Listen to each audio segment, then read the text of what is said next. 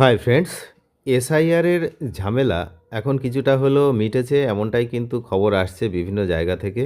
তবে হয়রানি যেটা সেটা এখনও চলছে। তার কারণ এখন যেভাবে নোটিশ জেনারেট হচ্ছে, যেমন দেখছি যে যারা 2002 সালের ভোটার লিস্টে যাদের নাম রয়েছে তাদের মধ্যে অনেকেরই নোটিশ জেনারেট হয়েছে। কারোর তখনকার ভোটার কার্ডে লোগো আসেনি, কারোর বাবার নামের মাঝখানে একটা মিডিল নেম ছিল, সেটা পরবর্তীকালে ঠিক করা হয়েছে, বা কুমার থেকে কেআর করা হয়েছে। এরকম বিভিন্ন বিষয়ে কিন্তু সব নোটিশ আসছে। তবে ঘাবড়ানোর কিছু নেই। শুনানি পর্বে যেগুলো হচ্ছে সেটা হচ্ছে গিয়ে আগের ডকুমেন্টস এবং এখনকার ডকুমেন্টস জমা নিয়ে নিচ্ছে তারা, এবং একই সঙ্গে অ্যাডমিট কার্ডটাও বৈধ বলে ঘোষণা করা হয়েছে সুপ্রিম কোর্টের পক্ষ থেকে। তারপর থেকে অ্যাডমিট কার্ড যেগুলোতে ডেট অফ বার্থ রয়েছে সেই সমস্ত অ্যাডমিট কার্ড, জন্মের তারিখ যেখানে রয়েছে সেগুলো কিন্তু নেওয়া হচ্ছে। তো এই নিয়ে এখন সমস্যা তেমন কিছুটা হচ্ছে না, কিন্তু যেটা হচ্ছে সেটা হচ্ছে আপনাকে সময় নষ্ট করে যেতে হবে হিয়ারিংয়ে ডাক আসলে। এখন লজিক্যাল ডিসক্রিপেন্সি যেটা রয়েছে আর হচ্ছে বিজ্ঞপ্তি, সেটা নিয়ে প্রকাশ করেছে নির্বাচন কমিশন। এবার কিভাবে সেটা নিষ্পত্তি হওয়া সম্ভব সেই বিষয়ে আমরা বিস্তারিত এই ভিডিওতে জানব। ভোটার তালিকা সংশোধনের যে এসআইআর 2026 থেকে শুরু হয়েছিল, এখন 26 সাল চলছে।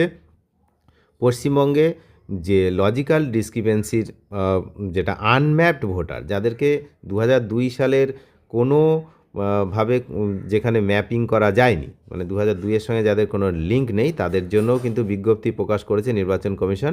সুপ্রিম কোর্টের নির্দেশ মেনে আগামী 24 জানুয়ারি 2026, অর্থাৎ আর মাত্র দুদিন পর এই দুই শ্রেণীর ভোটারদের নাম প্রকাশ্যে টানানোর সিদ্ধান্ত নিয়েছে ইলেকশন কমিশন অফ ইন্ডিয়া। নির্বাচন কমিশনের তরফে রাজ্যের মুখ্য নির্বাচনী আধিকারিক অর্থাৎ সিইও তাকে পাঠিয়েছে একটি চিঠি। সেখানে স্পষ্ট জানিয়েছে গ্রাম পঞ্চায়েত ভবন, ব্লক অফিস এবং শহরের যে ওয়ার্ড অফিস সহ সমস্ত গুরুত্বপূর্ণ জনসমক্ষে এই তালিকা টাঙাতে হবে। এর উদ্দেশ্য যাতে সংশ্লিষ্ট ভোটাররা সহজেই জানতে পারেন তাদের নাম কোনো সমস্যায় তালিকায় আছে কি না, সেই বিষয়ে কিন্তু তারা যাতে জানতে পারে, এবং যে সমস্ত তালিকায় যাদের নাম থাকবে তারাও যেন জানতে পারে যে কী কারণে তাদের নাম তালিকায় রয়েছে, সেই বিষয়টাও কিন্তু বলা হয়েছে স্পষ্ট। যাদের নাম লজিক্যাল ডিসক্রিপেন্সি বা আনম্যাপড হিসেবে চিহ্নিত, তারা নিজেরা অথবা অনুমোদিত প্রতিনিধির মাধ্যমে ওই নথি কিন্তু জমা দিতে পারবেন। ওই প্রতিনিধি চাইলে কী নিতে পারে না, বুথ লেভেল এজেন্ট যারা বিএলএ হতে পারেন, আইনজীবী হতে পারেন, বা ফ্যামিলির কারোর হতে পারেন। সেক্ষেত্রে ওই ভোটারের টিপ সই দিয়েও চলবে এবং সই করা হলেও চলবে। একটা লেটার লিখে নিতে হবে যে আমার পরিবর্তে ইনি যাচ্ছেন বলে একটা টিপ সই দেওয়া। যারা সই করতে পারেন না তাদের জন্য টিপ সইয়েরও ব্যবস্থা করা হয়েছে। তাহলে আগের থেকে এখন কিন্তু বিষয়টা অনেকটাই মসৃণ করা হচ্ছে, যেটা প্রথমের দিকে ছিল না। তো নির্বাচন কমিশনের যে নির্দেশ সেটা অনুযায়ী প্রতিটি ভোট কেন্দ্র এলাকার কাছাকাছি কোনো পঞ্চায়েত ভবন, ব্লক অফিস, ওয়ার্ড অফিসে নির্দিষ্ট করে দিতে হবে, যেখানে নথি জমা ও শুনানিও হবে। তালিকা প্রকাশের পর অতিরিক্ত 10 দিন সময় দেওয়া হবে এই নথি জমা দেওয়ার জন্য। তার মানে 24 তারিখ থেকে আরও 10 দিন। আর সবচেয়ে গুরুত্বপূর্ণ বিষয় হলো শুধু নথি জমা নয়, প্রতি ক্ষেত্রে এইআরওর মাধ্যমে শুনানি বাধ্যতামূলক। সেই শুনানি সরাসরি অথবা অনুমোদিত প্রতিনিধির মাধ্যমে হতে পারে। যে সমস্ত নথি গ্রহণ ও শুনানি সার্টিফিকেট সেগুলো কিন্তু নিয়েছে, সে সার্টিফিকেট দিতে হবে সংশ্লিষ্ট আধিকারিকরে যে এই নথি আমি নিলাম, তার হিসেবেও কিন্তু একটা দিতে হবে, স্ট্যাম্প করা, সই করা। সেটা নিয়ে গতকালও অনেক জায়গায় গণ্ডগোল হয়েছে।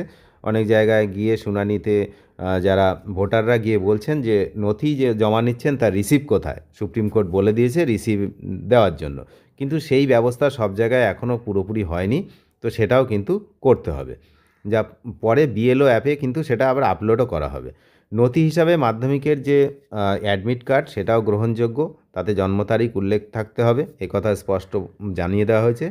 সব কিছু মিলিয়ে কিন্তু ভোটার তালিকা সংশোধন প্রক্রিয়ার স্বচ্ছতা এবং আইনি সুরক্ষা যেটা সেটা নিশ্চিত করতেই এই নির্দেশ দেওয়া হয়েছে, এমনটাই কিন্তু মনে করা হচ্ছে। সুপ্রিম কোর্টের কড়া নজরদারির মধ্যেই এবার রাজ্যে এই লজিক্যাল ডিসক্রিপেন্সি ইস্যু কোন পথে এগোয় এখন সেটাই কিন্তু আমরা দেখছি। এদিকে যে 7 তারিখে হিয়ারিংয়ের শেষ সময় ছিল এবং 14 তারিখে ফাইনাল ভোটার লিস্ট যেটা প্রকাশ করার কথা ছিল নির্বাচন কমিশনের পক্ষ থেকে।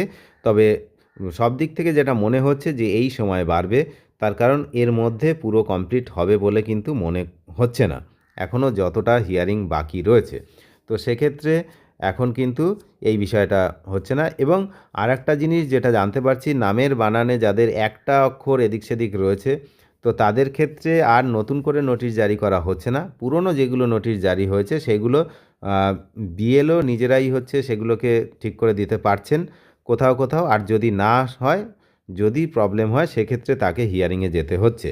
তাহলে হিয়ারিংয়ে যাওয়ার যে সংখ্যা, সেই সংখ্যাটা কিন্তু অনেকটা কমেছে, কারণ বিএলওর কাছে অনেক অ্যাপে যে আপডেট এসছে সেখান থেকে তারা অনেক কাজ করতে পারছেন এই মুহূর্তে। এখন দেখা যাক যে সময় মতো স্বচ্ছ যে ভোটার তালিকা সেটা নির্বাচন কমিশন প্রকাশ করতে পারে কিনা, সেটাই এখন নির্বাচন কমিশনের সবচেয়ে বড় চ্যালেঞ্জ। তার কারণ প্রথম থেকে তারা যেভাবে যতগুলো ভুল করে ফেলেছে, সেই ভুল শুধরাতে কিন্তু তাদের সময় লাগছে।